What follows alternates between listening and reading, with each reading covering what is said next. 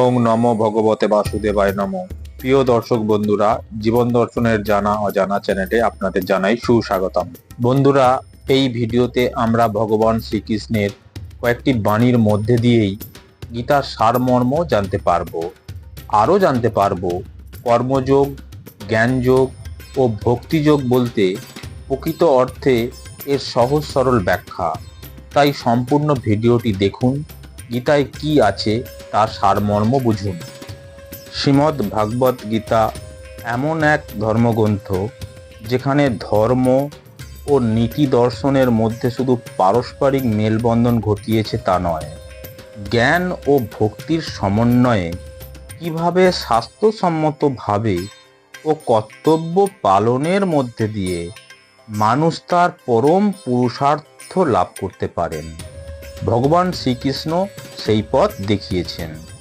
কুরুক্ষেত্র যুদ্ধক্ষেত্রে অর্জুন যখন শত্রু নিধন ও রাজ্য পুনরা অধিকারের কামনা নিয়ে যুদ্ধক্ষেত্রে উপস্থিত হয়ে নিজেদের স্বজনবর্গকে লক্ষ্য করলেন এবং তাদের মৃত্যুর আশঙ্কা করে তিনি যুদ্ধ পরিত্যাগ করে সন্ন্যাস গ্রহণের ইচ্ছা প্রকাশ করলেন। এই কারণে শ্রীকৃষ্ণ অর্জুনকে বললেন, যুদ্ধ করো, কিন্তু ফলের আকাঙ্ক্ষা বা জয় পরাজয়ের চিন্তা পরিত্যাগ করে তুমি যুদ্ধ করো। আর এটি গীতার উপদেশের মূল সার কথা। ভগবান পরমেশ্বর স্বয়ং কৃষ্ণ এই কথার মধ্যে বলতে চাইছেন যে তুমি কর্ম করো, কিন্তু ফলের আশা করো না। পরমেশ্বর ভগবান গীতায় সুখ দুঃখ, শীত উষ্ণ, মান অপমান, সত্য মিথ্য, শুভ অশুভ ইত্যাদি নানা প্রকার দ্বন্দ্ব অতিক্রম করে দ্বন্দ্বাতীত হওয়ার উপদেশ দিয়েছেন। দ্বন্দ্ব অতিক্রম করার আর এক নাম হলো সমত্ব বুদ্ধি। এই সমত্ব বুদ্ধিযুক্ত হয়ে কর্ম করলে কর্মকর্তাকে কোনো প্রকার পাপ স্পর্শ করে না। ভগবান বলেন, কর্ম সাধনকালে ব্যক্তিকে একথা মনে রাখতে হবে যে সে যে কর্ম সম্পাদন করছে তা নিজের ইচ্ছায় নয়, তা হলো সর্বভূতে বিরাজমান পরমাত্মা ঈশ্বরের ইচ্ছায়। এখানে পরমাত্মার ইচ্ছাই ব্যক্তির ইচ্ছারূপে কর্মের প্রবর্তক। গীতায় আরও বলেছেন, যে কর্ম ঈশ্বরের উদ্দেশ্যে যোগ্যরূপে সম্পাদন করা হয় তা হলো যথার্থ কর্ম। যন্ত্র যেমন যন্ত্রী দ্বারা চালিত হয়, যন্ত্রের কোনো স্বাধীন ইচ্ছা থাকে না, তেমনি মানুষও তার সমস্ত কর্ম ঈশ্বরের ইচ্ছা দ্বারাই চালিত হয়।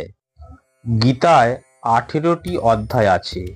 এই 18টি অধ্যায়ের তৃতীয় অধ্যায়ে আছে কর্মযোগ, চতুর্থ অধ্যায়ে আছে জ্ঞানযোগ, দ্বাদশ অধ্যায়ে আছে ভক্তিযোগ।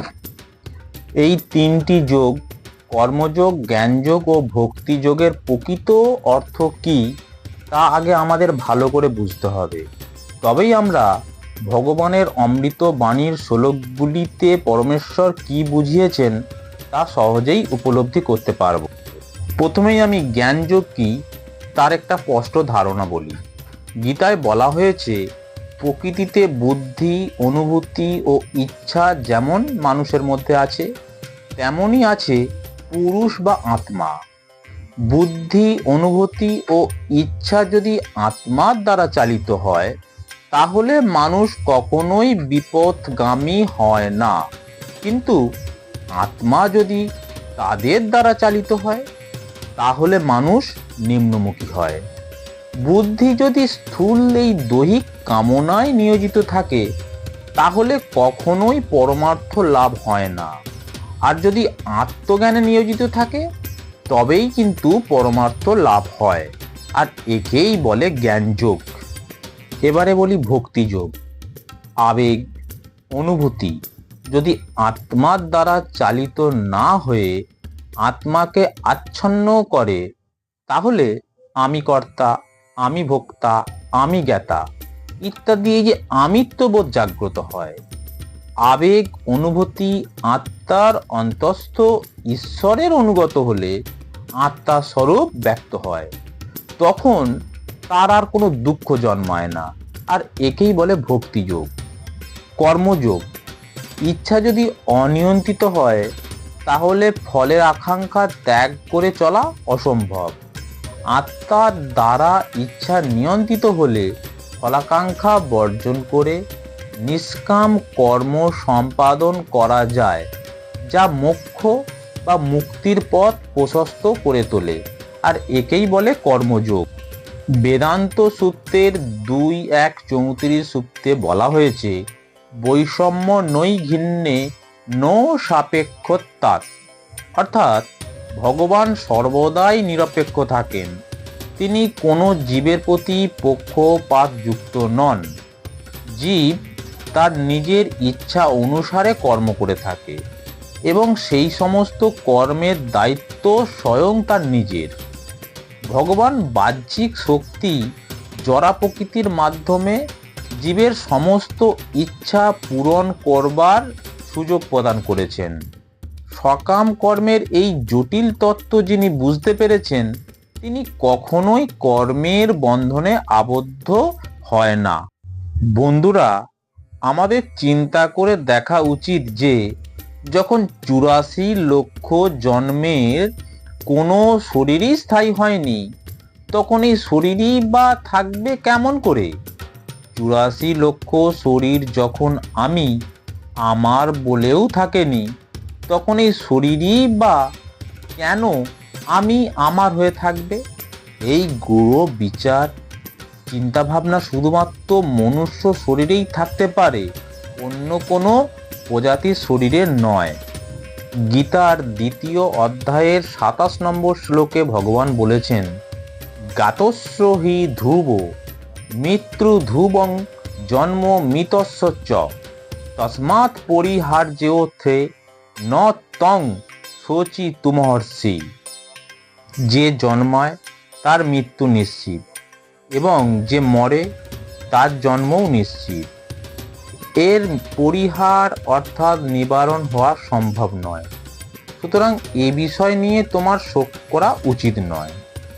কোনো প্রিয়জনের যদি মৃত্যু হয় অথবা অর্থ সম্পদ নষ্ট হয় তাহলে মানুষের শোক হয়। তেমনই ভবিষ্যতের কথা ভেবেও চিন্তা হয় যে যদি স্ত্রীর মৃত্যু হয়, পুত্রের মৃত্যু হয়, তাহলে কি হবে? এইসব শোক ভাবনা নিজ বিবেককে গুরুত্ব না দেওয়ার জন্যই হয়ে থাকে।